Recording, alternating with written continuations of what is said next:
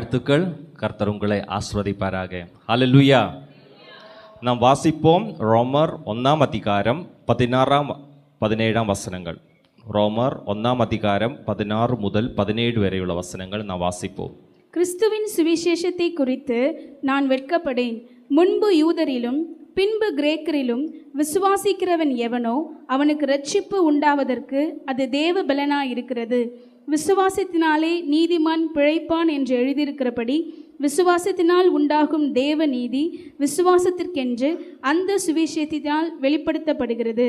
ஆமென். கிறிஸ்துவின் சுவிசேஷத்தை குறித்து நான் வெட்கப்படேன். இன்று உலகம் எல்லா இடங்களிலும் நாம் கிறிஸ்துமஸ் கொண்டாடும் போது இந்த வசனம் அது முக்கியமான ஒரு வசனம். கிறிஸ்துவின் சுவிசேஷத்தை குறித்து நான் வெட்கப்படேன். கிறிஸ்துவின் சுவிசேஷம் என்று சொல்லும்போது அது கிறிஸ்துவினை குறித்து சொல்லுகிற சில வார்த்தைகள். கிறிஸ்து இந்த உலகத்தில் வந்ததை குறித்து, கிறிஸ்து நமக்காக பிறந்தார், நம்முடைய ரட்சிப்புக்காக, மீட்புக்காக. அது விசுவசிக்கிற எவனும் அது ரட்சிப்பு உண்டாவதற்காக அது தேவ பலனாக இருக்கிறது. இப்போ 1 நாம் வாசிக்கும் போது நமக்கு தெரியும், சுவிசேஷம் நமக்கு ரட்சிப்பு உண்டாவதற்காக தேவ பலனாக அது வெளிப்படுகிறது. നമ്മുടെ வாழ்க்கையில் வெளிப்படுகிற ஒன்றுண்டு, அது தேவபலன். தேவபலன் என்னது கேட்கும்போது இங்கே எழுதப்பட்டிருக்கிறது சுவிசேஷம். அப்போ சுவிசேஷம் என்று சொல்லும்போது அது இயேசு கிறிஸ்துவினை குறித்துள்ள வார்த்தைகள். அப்போ இயேசு கிறிஸ்து നമ്മുടെ வாழ்க்கையில் வெளிப்படும் போது, இயேசு கிறிஸ்து നമ്മുടെ வாழ்க்கையில் வரும்போது அது ஒரு தேவபலனாக வெளிப்படுவாங்க. அது നമ്മുടെ வாழ்க்கையில் ரட்சிப்பு இல்லைன்னா மீட்பு கொடுப்பதற்காக. ஆமென். ஒரு மாற்றத்தை தருகிறதற்காக, നമ്മുടെ வாழ்க்கையில் ஒரு மாற்றம் கொடுப்பதற்காக இயேசு கிறிஸ்து இந்த உலகத்தில் பிறந்தார். இந்த உலகம் என்று சொல்லும் போது நம்முடைய இருதயத்தில் பிறந்தார்.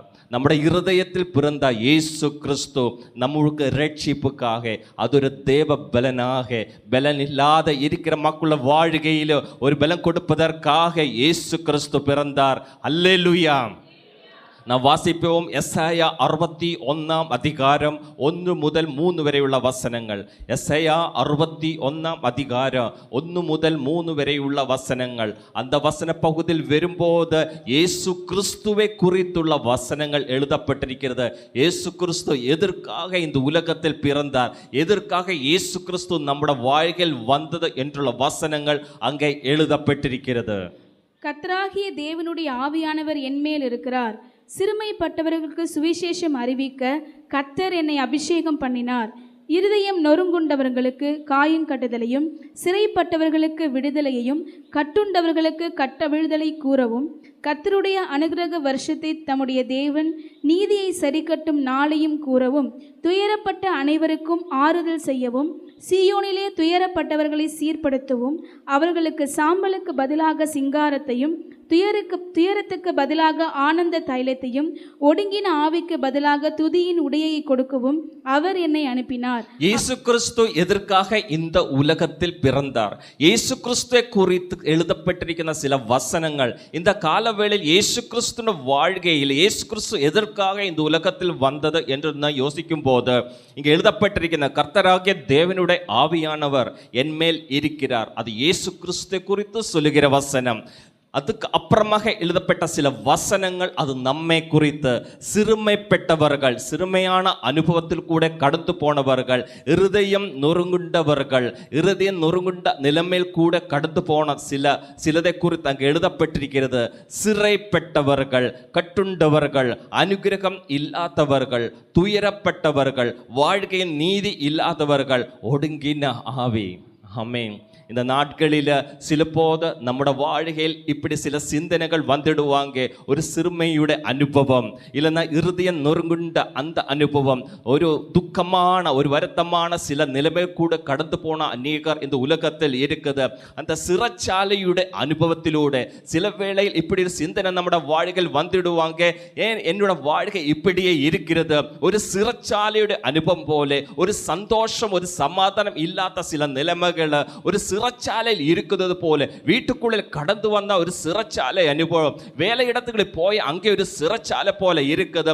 ஒரு சிறைச்சாலையோட சில அனுபவங்கள் எங்களுடைய வாழ்க்கையில் வெளிப்பட்டு கொண்டே இருக்குது. கட்டுண்ட சில அனுபவங்கள், கட்டி போட்டு இருக்கிற சில நிலைமைகள், பிசாசு இப்படியே சில பிரச்சனைகள் பண்ணும் போது சில போது நம்முடைய வாழ்க்கையில் இப்படி சிந்தனை வந்துடுவாங்க. என்னோட வாழ்க்கையில் இருக்கிற அனுகிரகம் எங்கே, என்னோட வாழ்க்கையில் ஒரு ஆசீர்வாதம் இல்லையே, ஒரு அனுக்கிரகம் இல்லாத சில நிலைமைகள், துயரமான சில அனுபவங்களை குறித்து சிலப்போ இந்த வசனத்தில் எழுதப்பட்டிருக்கிறது. ஒரு நாள் கண்ணீரோட சில விஷயங்கள நடுவில் கண்ணீரோட அவோட நாம் ஜபத்தோட இருக்கும்போது, ஐயோ என்னோட வாழ்க்கைய நீதி இல்லாத இருக்குது, என்னோட குடும்பத்தில் என்னொரு நீதி வெளிப்படவே இல்லையே, ஒரு ஒடுங்கின ஒரு அனுபவத்தில் கூட நான் நடந்து கொண்டே இருக்கிறது, ஒரு ஒடுங்கின ஒரு ஆவி, சில வேளையில் பிசாசு அப்படியே போராடி கொண்டே இருக்கிறது நம்முடைய வாழ்க்கையில். இவனை நாம் விடமாட்டா, இவனோட வாழ்க்கை இப்படியே நரகத்தில் கொண்டு போகும் என்ற ஒரு சிறைச்சாலையோட அனுபவத்தில் கூட ஒரு சுதந்திரம் கொடுக்காதே, ஒரு சந்தோஷம், ஒரு பொறுமையாக ஒரு அமைதி கொடுக்காதே, உன்னை நான் சிறைச்சாலையிலூടെ அந்த நரகத்தில் தள்ளி போடும் என்று கொண்டு வாதம் பண்ணி கொண்டு இருக்கிற பிசாசு இந்த நாளுகளில் அப்படி போராடும் போது, இந்த நாளுகள் இயேசு கிறிஸ்து எதுக்காக பிறந்தது, இந்த சில அனுபவங்களில் இருந்து வெளியே கொண்டு வருவதற்காக, உங்களுக்காக சிரமப்பட்டவர்களுக்கு ஒரு சுவிசேஷத்தை கொடுப்பதற்காக, இயேசு கிறிஸ்து உங்களுக்கு கொடுப்பதற்காக. அல்லேலூயா. இருதயம் நொறுக்குண்டவர்களுக்கு காயங்கிடுதலுக்காக, ஒரு விடுதலை கொடுப்பதற்காக, ஒரு கட்ட வீழ்த்தல் கொடுப்பதற்காக ஒரு அனுக்கிரக வருஷம். ஹல்லேலூயா. இயேசு கிறிஸ்து வந்தது ஒரு அனுக்கிரக வருஷம் உங்களுக்கு கொடுப்பதற்காக, ஒரு அனுக்கிரகம், ஒரு ஆசீர்வாதம், ஒரு விடுதலை, ஒரு ஆறுதல், ஒரு சீர்படுத்துதல், ஒரு ஆனந்த தைலத்தால் நான் உங்களை அபிஷேகம் பண்ணுகிறார். ஆமென். ஒரு ஆனந்த தைலத்தால், அவ்வளவு துக்கத்தாலும் துயரத்தாலும் இருக்கிற உங்களோட வாழ்க்கையில் ஒரு ஆனந்த தைலத்தினால், சிங்காரத்தினால், துதியின் ஆடையினால், எங்கே ஒடுங்கின ஆவி இருக்கும்போ அங்கே இயேசு கிறிஸ்து வெளிப்படும் போது அங்கே துதியின் ஆடை இருக்குது. ஆமென். இந்த நாகால வேளையில் உங்களோட வாழ்க்கை இருதயங்களில் துதியுடைய அந்த சப்தம் வெளிப்பட வேண்டும். அங்கே ஒடுங்கின ஆவி இல்லையே, அங்கே இயேசு கிறிஸ்துவோட பிரசன்னம் மூலமாக சில ஆனந்த தைலம், ஹல்லேலூயா, அனுக்கிரக வருஷம் வெளிப்பட்டு கொண்டே இருக்குது. 1 கொரிந்தியர் 1:18 எழுதப்பட்டிருக்கிறது, சிலுவை பற்றிய உபதேசம் ரட்சிக்கப்படுகிற நமக்கோ தேவ பலனாய் இருக்கிறது. ஆமென். சிலுவை பற்றிய உபதேசம், சிலுவை என்று சொல்லும் போது அது இயேசு கிறிஸ்துவை குறித்துள்ள உபதேசம். இயேசு கிறிஸ்து எதுக்காக நம்முடைய வாழ்க்கையில் அது ரட்சிப்பு கொடுப்பதற்காக, பாவத்தில் நின்று மன்னிப்பு, பாவத்தில் நின்று ஒரு விடுதலை, சாபத்தில் நின்று விடுதலை, அது ஒரு தேவ பலனாக. அவ்வளோ சோர்வாய் இருக்குது, அவ்வளோ சோர்வு, உடம்பில் சோர்வு, ஆவியில் சோர்வு, எங்கே போனாலும் அப்படியே இருக்குது. அந்த நிலைமையில் ஒரு பலன் வேணுமா? ஒரு பலம் வேணும்னால் அங்கே இயேசு கிறிஸ்து வெளிப்பட வேண்டும். ஆமென். உங்களோட வாழ்க்கையில் இயேசு கிறிஸ்து இருந்துச்சால், ஹல்லேலூயா, அங்கே ஒரு பெரிய பலம் உண்டு, பெரிய ஒரு விடுதலை உண்டு, ஒரு பெரிய அபிஷேகம் உண்டு. இந்த காலவேளை கரங்களை தட்டி நன்றி செலுத்துமா, எனக்காக ஒரு பிறந்த இயேசு கிறிஸ்து, ஹல்லேலூயா, என்னோட துயரங்களை நீக்கம் பண்ணி அங்கே சந்தோஷம் சமாதானம் கொடுத்த இயேசு கிறிஸ்து. ஆமென். நம் சந்தோஷத்தோடு சமாதானத்தோடு கர்த்தர் சன்னதியில் இருக்க வேண்டும். அல்லேலூயா. மத்தேயு 11:28 இப்படி எழுதப்பட்டிருக்கிறது, வருத்தப்பட்டு பார சுமக்கிறவர்களே, நீங்கள் எல்லாரும் என்னிடத்தில் வாருங்கள், நான் உங்களுக்கு இளைப்பாறுதல் தருவேன். இந்த உலகத்தில் நின்று உங்களுக்கு இளைப்பாறுதல் கிடைக்க மாட்டான். சில வேளை துக்கம் பிரச்சனைகளும் வரும்போது இந்த இளைப்பாறுதல் எங்கே என்ன கிடைக்கும் என்று நாம் தேடியே இருக்குது. உங்களுக்கு தெரியுமா, அந்த பெரிய பரிசு, அந்த பெரிய கிஃப்ட் உங்கள்கிட்டே இருக்குது, உங்களோட கரங்களில் இருக்குது. அது பயப்படுத்தா தெரியாது. நான் பாக்கெட்டில் 1000 ரூபாய் வச்சுட்டு அது மறந்துட்டாங்க. நான் அங்கே இங்கே தேடி இருக்குது, 1000 ரூபாய் எங்கே, எனக்கு அர்ஜென்ட் எமர்ஜென்சி 1000 ரூபாய் வேணும், என்ன அந்த பொருள் வாங்கணுமே, பட் நான் மறந்துட்டாங்க. அந்த பைசா 1000 ரூபாய் என்னோட பாக்கெட்டில் இருக்குது, அது மறந்து போயிட்டா. இயேசு கிறிஸ்து நம்முடைய இருதயத்தில் நம்முடைய வாழ்க்கையில் இருக்குது என்று நாம் மறந்து போயிட்டார். சில வேளை பிரச்சனை வரும்போது அதுவும் இது பேசி இந்த அப்ப இங்கே போயே இருக்குது. ஆமே, இந்த உலகத்தில் நின்று கிடைக்கிற சந்தோஷ சமாதானத்திற்கு பின்னாடி நான் போயே இருக்குது. பட் இங்கே எழுதப்பட்டிருக்கிற என்ன வசனம் தெரியுமா? வருத்தப்பட்டு பார சுமக்கிறவர்களே, நீங்கள் எல்லாரும் என்னிடத்தில் வாருங்கள் என்ற ஒரு அழைப்பு. ஹல்லேலூயா. இந்த காலவேளை இந்த அழைப்பு நம்முடைய வாழ்க்கையில் இருக்க வேண்டும். இயேசு கிறிஸ்து இந்த உலகத்தில் பிறந்தது அந்த அழைப்பு உங்களுக்கு கொடுப்பதற்காகயா? அந்த அழைப்பு இருந்துச்சாலும் ஒரு பெரிய விடுதலை உண்டு, ஒரு பெரிய இளைப்பாறுதல். ஆமென். இளைப்பாறுதல் தருவேன், இளைப்பாறுதல், ஒரு பெரிய விடுதலை, அது இயேசு கிறிஸ்துவில் நின்று உங்களுக்கு கிடைக்கும். இந்த உலகத்திலிருந்து கிடைக்க மாட்டா. ஆமே. யோவான் 8ஆம் அதிகாரம் 30-32 வசனங்கள் வாசிக்கும் போது அங்கே எழுதப்பட்டிருக்கிற இயேசு சொன்ன வசனம் அநேகர் விசுவசித்தார். விசுவசித்தவர் இயேசுவினுடைய சீஷர்களாய் மாறினார். ஆமீன். இயேசுடைய சீஷர்களாக, அவருடைய பிள்ளைகளாக, அதுக்கப்புறமாக சத்தியத்தையும் அறிவீகர், சத்தியம் உங்களை விடுதலையாக்கும் என்றார். ஆமென். அந்த சத்தியம் வெளிப்பட்டது, அந்த சத்தியம் பிறந்தார், அந்த சத்தியம் நம்முடைய வாழ்க்கையிலும் பிறந்தார். அந்த சத்தியம் இருக்கும் போது ஹல்லேலூயா, அந்த சத்தியம் உங்களுக்கு ஒரு விடுதலை கொடுத்திடும். ஆமென். ஹல்லேலூயா. அந்த கட்டுப்பாடுகளுக்குள்ளே நின்று வெளியே வர முடியும். எது மூலமாக? அந்த சத்தியம் மூலமாக. அது இயேசு கிறிஸ்து. ஹல்லேலூயா. இந்த காலைவேளை சந்தோஷத்தை சொல்ல வேண்டாம். இயேசு கிறிஸ்து என்னுடைய இருதயத்தில் பிறந்தார். கரங்களை எடுத்து நம்முடைய நெஞ்சுக்கு வச்சு அல்ல சொல்லிடுங்க, இயேசு கிறிஸ்து என்னுடைய இருதயத்தில் பிறந்தார். ஆமென். ஹல்லேலூயா. இயேசு கிறிஸ்து எங்க இருக்குமோ அங்கே ஜீவன் உண்டு. இயேசு கிறிஸ்து எங்க இருக்கும் அங்கே சத்தியம் உண்டு. இயேசு கிறிஸ்து எங்க இருக்கும் அங்கே சமாதானம் உண்டு. இயேசு கிறிஸ்து எங்க இருக்கும் அங்கே விடுதலை உண்டு. இயேசு கிறிஸ்து எங்க இருக்குமோ அங்கே இளைப்பாறுதல் உண்டு. இயேசு கிறிஸ்து எங்க இருக்குமோ அங்கே துதியின் ஆடை உண்டு. இயேசு கிறிஸ்து எங்க இருக்கும் அங்கே சிங்காரம் உண்டு. ஆமென். அது உங்களுடைய வாழ்க்கையிலும் இருக்குது. உங்களுடைய வாழ்க்கையிலும் இயேசு கிறிஸ்து பிறந்தார். ஹல்லேலூயா. சுவிசேஷம் நமக்கு ரட்சிப்பு உண்டாவதற்காக தேவ பலனாக வெளிப்பட்டது. முன்னாடி சீட்டுகள் இருக்குது, முன்னாடி வாங்க, அனுப்பிடுங்க. ஹல்லேலூயா. இரண்டாவது ரோமர் 1:17 வசனம். விசுவாசத்தினாலே நீதிமான் பிழைப்பான் என்று எழுதியிருக்கிறபடி. ஆமென். விசுவாசத்தினாலே நீதிமான் பிழைப்பான். எப்படி பிழைப்ப? அந்த ஜெயம் இயேசு கிறிஸ்து மூலமாக ஒரு வெற்றி, இயேசு கிறிஸ்து மூலமாக ஒரு ஜெயம். எஸ்ஐயா 61 அதனோட 4ஆம் வசனமும் 6ஆம் வசனமும் வாசிக்கலாம். 4 அப்புறம் 6. அவர்கள் நெடுங்காலமாய் பாழாய் கிடந்தவைகளை கட்டி பூர்வத்தில் நிர்மூலமானவைகளை எடுப்பித்து தலைமுறை தலைமுறையாய் இடிந்து கிடந்த பாழான பட்டணங்களை புதிதாய் கட்டுவார்கள். மறு ஜாதியார் நின்று கொண்டு உங்கள் மந்தைகளை மேய்த்து அந்நிய புத்திரர் உங்கள் பண்ணை ஆட்களும் உங்கள் திராட்சை தோட்டக்காரருமாயிருப்பார்கள். நீங்களோ கர்த்தரின் ஆசாரியர் என்று சொல்லப்படுவீர்கள். உங்களை நமது தேவனுடைய பணிவிடைக்காரர் என்பார்கள். நீங்கள் ஜாதிகளின் செல்வத்தை அனுபவித்து அவர்கள் மகிமையை கொண்டு மேன்மை பாராட்டுவீர்கள். இங்கே எழுதப்பட்டிருக்கு 4ஆம் வசனம். அவர்கள் நெடுங்காலம் பாழாய் கிடந்தவைகளை கட்டி பூர்வத்தின் நிர்மூலமானவைகளை எடுப்பித்து தலைமுறை தலைமுறையை இடிந்து கிடந்த பாழான பட்டணங்களை புதிதாய் கட்டுவார்கள்.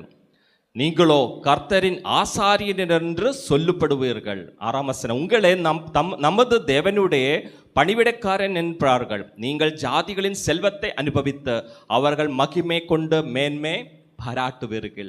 ஒரு ஜெயத்தை குறித்து, ஒரு வெற்றியை குறித்து இந்த வசன பகுதி சொல்லுகிறது. நீதிமான் விசுவாசத்தினாலே பிழைப்பான். ஆமென். நீதிமான் இயேசு கிறிஸ்துவோட நீதி வெளிப்படும் போது, யாருடைய இருதயத்தில் அந்த நீதி வெளிப்படுமோ அவர் இயேசு கிறிஸ்துவை பெற்றுக்கொண்டு இயேசு கிறிஸ்து மேல் விசுவாசமாய் இருக்கும் போது அவன் பிழைப்பான். ஹல்லேலூயா. பிழைப்பு வேணுமென்றால் இயேசு கிறிஸ்துவின் மேல் நம்பிக்கை இருக்க வேண்டும். பிழைப்பு வேணுமென்றால் இயேசு கிறிஸ்து விசுவாசம் இருக்க வேண்டும். குடும்பமே இந்த காலவேளை இயேசு கிறிஸ்து மேல் நம்பிக்கையோடு இருக்க வேண்டும். இயேசு கிறிஸ்து மேல் விசுவாசம் வைக்க வேண்டும். பிரிய சகோதரா சகோதரி, இயேசு கிறிஸ்து உங்களை உள்ளத்தில் இருக்க வேண்டும். அந்த விசுவாசம் அவர் மேல் போட வேண்டும். அப்போது நீங்க பிழைப்பா.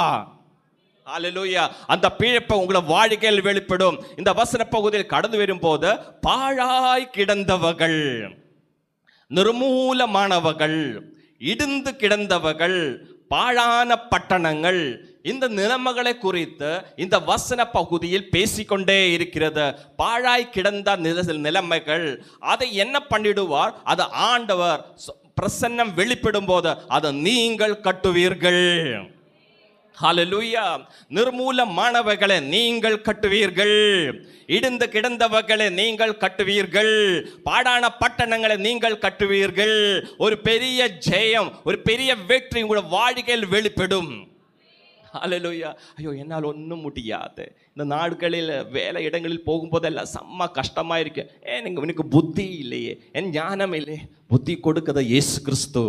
இயேசு கிறிஸ்து வெளிப்படும் போது புத்தி இல்லாத இருக்கிறவர்களுக்கு புத்தி வெளிப்படும், ஞானம் கிடைச்சிடும். ஒன்றும் தெரியாத இல்லைன்னா அங்கேயும் ஞானம் கிடைச்சிடும். ஹல்லேலூயா. இயேசு கிறிஸ்துவை நேசிக்கிற மக்களோட வாழ்க்கையில் அவருக்கு ஒன்றும் தகுதி இல்லை என்னாலும் அந்த தகுதியும் அவர் கொடுத்திடும். இயேசு கிறிஸ்து உங்களை இருதயத்தில் இருக்க வேண்டும். இந்த உலகத்தில் என்ன இடத்தில் போனாலும் இயேசு கிறிஸ்து உங்களை இருதயத்தில் இருக்க வேண்டும். என்ன வேலைக்கு போனாலும், எங்கே பிரயாணம் பண்ணாலும், எங்கே ஸ்டடீஸ்க்கு போனாலும் இயேசு கிறிஸ்து உங்களுடைய இருதயத்தில் இருக்கும் போது அங்கே ஒரு உயர்வு உண்டு. ஹல்லேலூயா. இந்த உலக மக்கள் கிடைக்க உயர்வல்ல, ஒரு பாதுகாப்போட கொடுக்கிற ஒரு பெருசு பரிசு. ஆமென். ஹல்லேலூயா. அது இயேசு கிறிஸ்துவினோட ப்ரொடெக்ஷன் அப்படியே நம்மளோட வாழ்க்கையில் வந்துடுவாங்க. அது வந்துட்டு ஒரு உயர்வு கொடுத்துடுவாங்க, இருக்கிற நிலைமையில் ஒரு உயர்வு கொடுத்துடுவாங்க, வேலை இடங்களில் ஒரு உயர்வு கொடுத்துடுவாங்க, எஜுகேஷனில் ஒரு உயர்வு கொடுத்துடுவாங்க, எதிர்காலத்து ஒரு உயர்வு கொடுத்துடுவாங்க. எங்க எப்படி என்ன தெரியுமா? இயேசு கிறிஸ்து உள்ளத்தில் இருக்க வேண்டும். இயேசு கிறிஸ்து உள்ளத்தில் இருக்கும் போது அந்த இருட்டு அப்படியே மாறிடும், அங்கே வெளிச்ச ஒளி வெளிப்படும். ஹல்லேலூயா. அங்கே ஒளி வெளிப்படும் போது அங்கே தண்ணீரினோட அனுபவமா, அந்த தண்ணீரின் அனுபவம் வரும்போது அங்கே ஜீவன் வெளிப்படும். ஹல்லேலூயா. நாளுகளில் ஜீவன் வெளிப்படட்டும் உங்களை நிலைமைகளை நீங்கள் கட்டுவீர்கள். பாழான சில நிலைமைகள் இருதயத்தில் சிலர வாழ்க்கையில் பாழான நிர்மூலமான இடிந்து கிடைக்கிற சில நிலைமைகள் ஆண்டவர் பார்த்து கொண்டே இருக்கிறது. இயேசு கிறிஸ்துவை வைத்திடுங்க அந்த இடத்தில். ஹல்லேலூயா. நீங்க ஆசாரியர் ஒரு பேர் கிடைச்சிடும் உங்களுக்கு.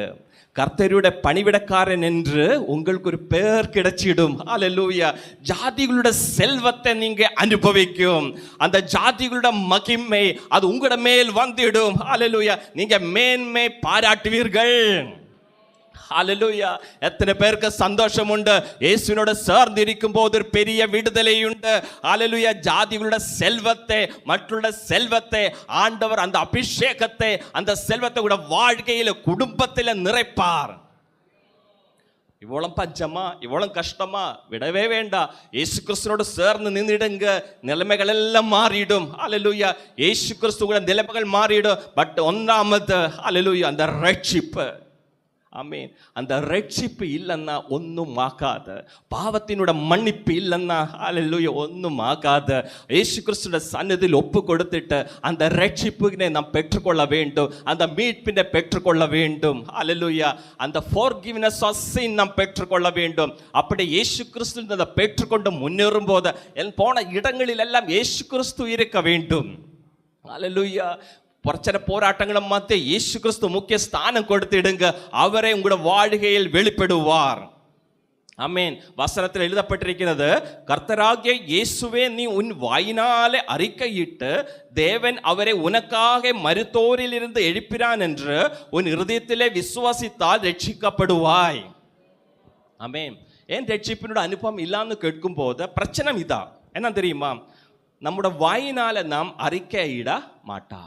ஆமென். நான் வாயினால அறிக்கையிடணும். நிறைய பேருக்கு பிரச்சனை தெரியுமா? ஃப்ரெண்ட் சர்க்கிளா முக்கியமான பிரச்சனை. ஃப்ரெண்ட் சர்க்கிள்குள்ளே போகும்போது நம்ம மாட்டிடுவாங்க. ஒரு கூச்சம் வந்துவிடும், ஒரு வெட்கம் வந்துவிடும். ஐயோ, என்னோட ஃப்ரெண்ட்ஸ் இருக்குதே, அவருக்கு பிடிக்கிற ரீதியில் நாம் நிற்கும் போது நம்மளோட வாயில் நின்று அந்த இயேசு கிறிஸ்துவோட வசனம் வெளிப்பட மாட்டா. ஆமீன். அங்கே வெளிப்படுவாங்க, வேற சிலது வெளிப்படும். அங்கே பிசாசோட கிரியைகள் வாழ்க்கையில் வெளிப்படும்.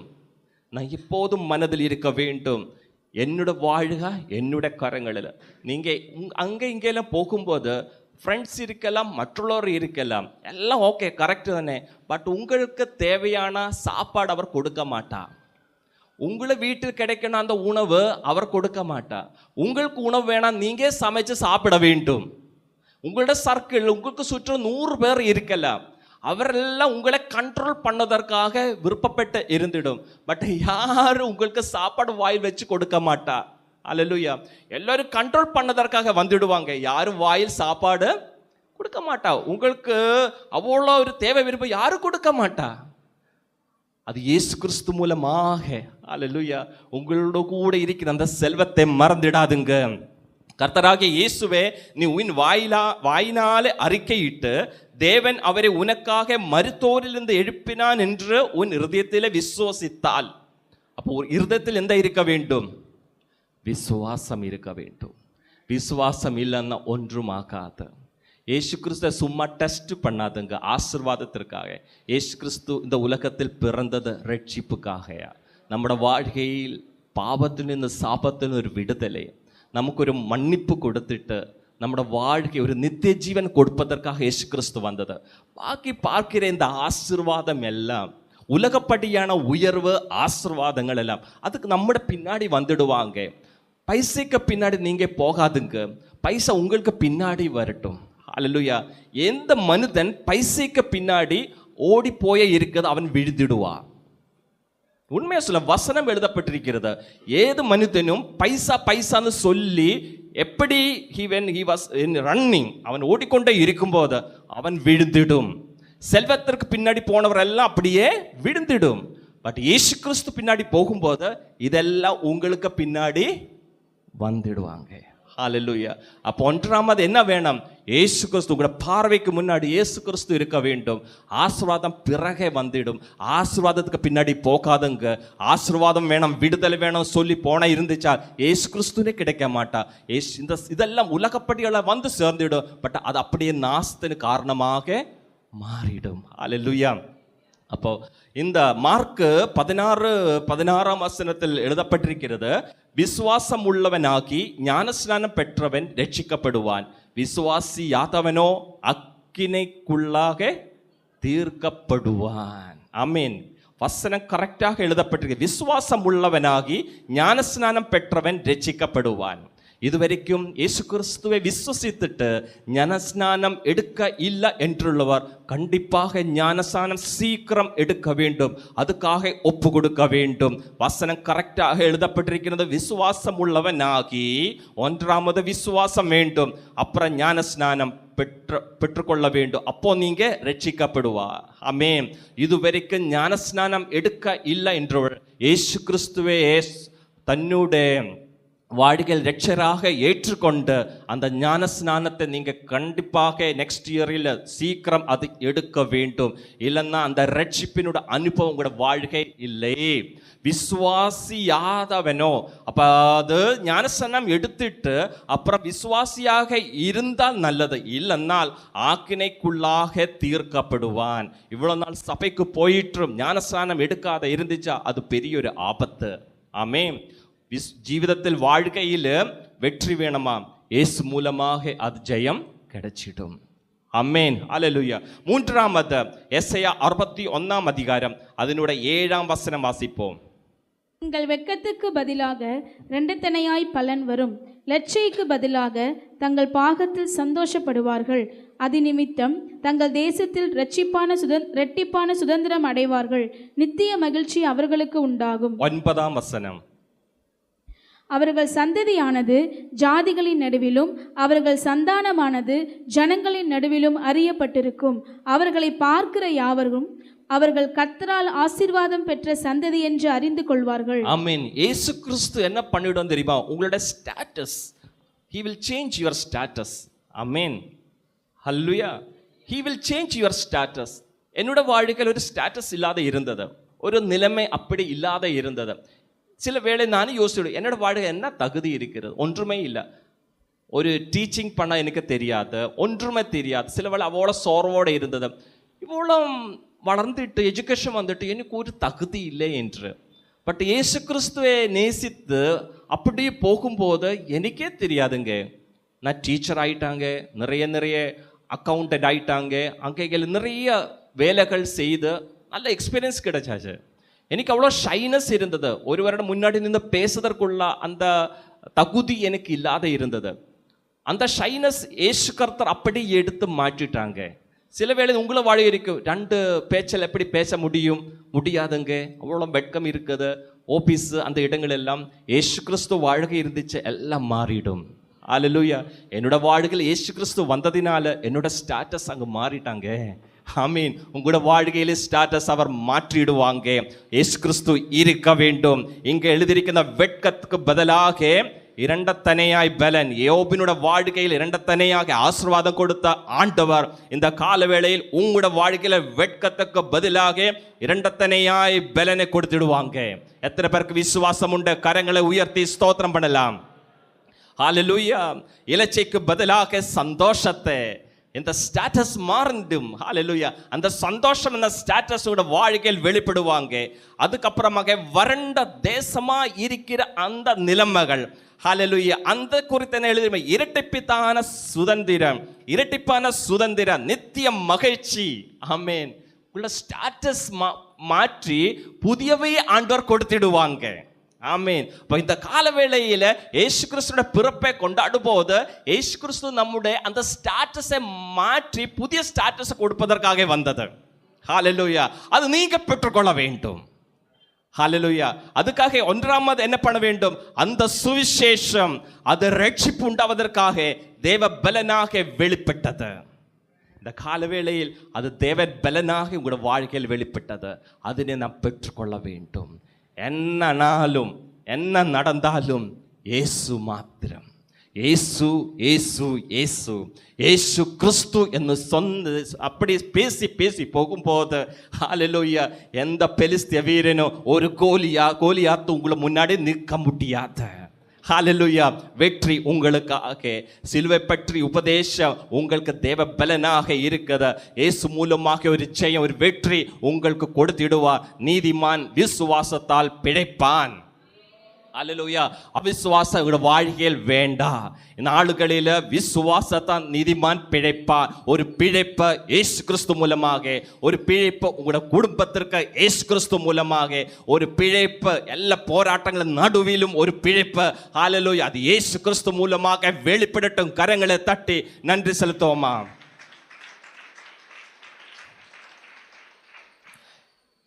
இயேசு கிறிஸ்து மக்களுடைய இடைநின்று எடுத்து கொள்ளப்போது அப்போஸ்தலர் 1:11 எழுதப்பட்டிருக்கிறது. உங்களிடத்தில் நின்று வானத்துக்கு எடுத்து கொள்ளப்பட்ட இந்த இயேசுவானவர் எப்படி உங்கள் கண்களுக்கு முன்பாக வானத்துக்கு எழுந்தருளி போனாரோ அப்படியே மறுபடியும் வருவார். He will return soon. யாக்கோபு 5:8 நீங்களும் நீடிய பொறுமையோடு இருந்து உங்கள் இருதயங்களை ஸ்திரப்படுத்துங்கள், கர்த்தரின் வருகை சமீபமாய் இருக்கிறதே. ஹalleluya. இயேசு கிறிஸ்துவோட ஸ்டேட்டஸ் மாற்றியாங்க. ஸ்டேட்டஸ் அப்படியே சேஞ்ச் பண்ணிடுவாங்க உங்களோட வாழ்க்கையில். அப்படி பண்ணிட்டு அப்படி போகும்போது இயேசு கிறிஸ்துவினால் வெளிப்பட்ட ஒரு நம்பிக்கை, அது என்ன தெரியுமா? எப்படி இயேசு கிறிஸ்து இங்க உலகத்திலிருந்து போயிட்டாரோ அப்படியே இயேசு கிறிஸ்து திரும்பி வந்துடுவார். எனக்காக, உங்களுக்காக, இங்கே அமர்ந்திருக்கிற ஒவ்வொரு மக்களுக்காக அந்த இயேசு கிறிஸ்து வந்துடுவார். வசனம், நீங்களும் நீடிய பொறுமையோடு இருந்த. ஆமேன். அந்த பொறுமை வாழ்க்கையில் தேவையாக இருக்கிறது. அந்த பொறுமையை சேஞ்ச் பண்ணதற்காக, உங்களுடைய இருதயத்திலிருந்து எடுத்து குப்பையில் போடுவதற்காக பிசாசு நிறைய பிரச்சனைகள், போராட்டங்கள், துன்பங்கள், வருத்தங்கள், ஹalleluya, நிறைய பிரச்சனைகள் கொண்டு வந்துடுவாங்க. பட் அப்போதும் உங்கள் இருதயங்களை ஸ்திரப்படுத்துங்கள், கர்த்தரின் வருகை சமீபமாயிருக்கிறது. ஹalleluya. கர்த்தரின் வருகை சமீபமாயிருக்கிறது. அந்த இயேசு கிறிஸ்துவின் மேல் நம்பிக்கை வைத்திடுங்க. நாம் ஜெபிப்போம். கண்ணுகளை மூடலாம். இந்த வசனத்திற்காக நன்றி செலுத்தி நாம் ஜெபம் பண்ணுவோம். கிறிஸ்துவின் வருகை சமீபமாயிருக்கிறது. அவருடைய பிறப்பு கொண்டாடும் போதும் இயேசு கிறிஸ்துவினுடைய 2வது வருகை குறித்து நாம் மறந்து போகாதுங்க. பரலோக பிதாவை உம்ம பரிசுத்த சந்நிதியில் எங்களை அர்ப்பணிக்கிறோம். இந்த காலவேளையில் கேட்ட வசன பகுதிக்காக நன்றி. எங்களோட பேசிய வசனத்திற்காக நன்றி அப்பா. எங்களோட வாழ்க்கையில் குடும்பத்தில் ஒரு ரட்சிப்பு மீட்புக்காக அப்பா நீங்க பிறந்தார். நன்றி அப்பா, நன்றி ஏசப்பா. இங்கே அமர்ந்திருக்கிற ஒவ்வொரு மக்களுடைய இருதயங்களிலும் நீங்க பிறக்க வேண்டும். ஒவ்வொரு நாளுகளிலும் துயரങ്ങളുടെ നടുവിലും ബലപ്പെട്ടിരിക്കുമ്പടിയാക இந்த சுவிசேஷம் ஒரு பெரிய பலத்தோடு இவരുടെ வாழ்க்கையில் வெளிப்பட்டு இருக்கட்டும் அப்பா. ஒரு பெரிய பலனை കൊടുത്തിടുங்க அப்பா. Hallelujah hallelujah. സിരച്ചാലയുടെ അനുഭവങ്ങളിൽ നിന്ന് കർത്താവെ ഒരു വിടുതലെ പെற்றுകൊള്ളട്ടെ அப்பா.